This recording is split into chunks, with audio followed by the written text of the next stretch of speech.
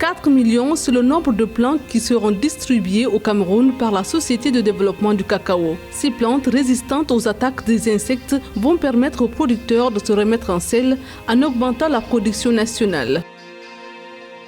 En janvier 2021, la production industrielle, dont l'évolution est suivie à travers l'IHPI, a chuté de 5,1% en variation mensuelle, informe l'Agence nationale de la statistique et de la démographie ANSD. L'IHPI a toutefois enregistré une hausse de 7,6% par rapport au mois de janvier 2020.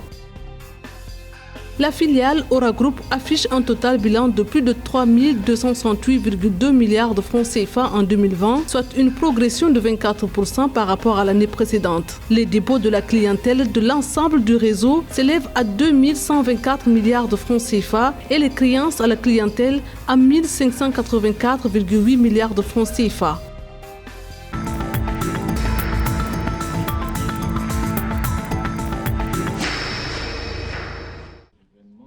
Le gouvernement camerounais ambitionne de renforcer la compétitivité de la production de cacao et augmenter le revenu des producteurs de cacao au cours des prochaines années. C'est dans cet ordre d'idées que la Société de développement du cacao se prépare à distribuer aux producteurs du Cameroun une cargaison de 4 millions de plants de cacaoyers. Avec cette opération de haut rendement, les cacaoculteurs pourront multiplier leur rendement en produisant 1000 à 2000 kg à l'hectare. L'État du Cameroun, dans son plan de relance des filières cacao-café, s'était donné pour objectif la production de 600 000 tonnes de cacao à l'horizon 2020. Mais nous n'y sommes pas toujours et justement, l'une des faiblesses relevées pour l'atteinte de cet objectif était l'insuffisance du matériel végétal de qualité. Donc, la Société de développement du cacao, à travers cette production et mise à disposition des plants aux cacaoculteurs, réalise absolument l'une des tâches qui lui incombe dans cet élan de l'amélioration de la production cacaoyère du pays.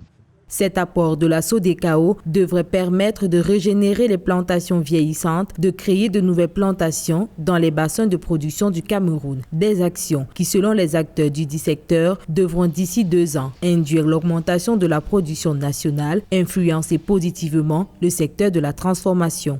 Il faudrait aussi noter que d'autres initiatives gouvernementales à travers des projets et programmes mettent également à disposition du matériel végétal pour les producteurs. Mais toutes ces interventions mériteraient une harmonisation et une parfaite coordination afin que les effets escomptés et l'objectif de 60 millions de plants an dans la perspective de cette relance-là soit atteint. Malheureusement, en raison de la pandémie du coronavirus, les exportateurs subissent le contre-coup de la demande, d'où la baisse de 75 francs CFA en janvier 2021 du prix du kilogramme de cacao. Toutefois, pour redresser son économie, le gouvernement camerounais compte investir dans ce secteur d'activité quand on sait qu'il est une source de revenus non négligeable pour les producteurs et pour le Cameroun.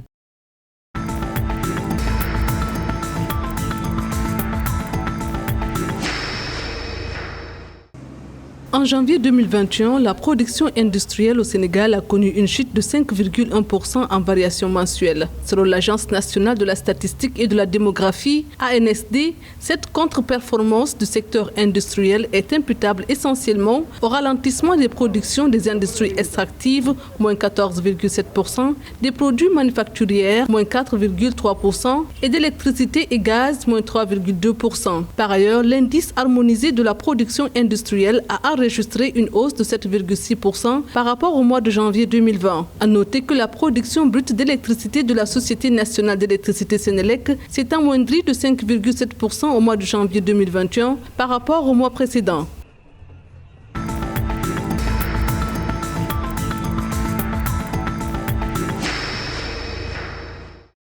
Malgré le contexte du Covid-19, Aura Group annonce une activité opérationnelle en hausse de 24% en 2020. Suite au conseil d'administration du groupe bancaire panafricain, les états financiers de la société ont été validés au titre de l'exercice clos au 31 décembre 2020. Il ressort à cet effet que Aura Group affiche un total bilan de plus de 3 268,2 milliards de francs CFA, soit une progression de 24% par rapport à l'année précédente. Les dépôts de la clientèle de l'ensemble du réseau Aura Bank s'élève à 2124 milliards de francs CFA et les créances à la clientèle à 1584,8 milliards de francs CFA.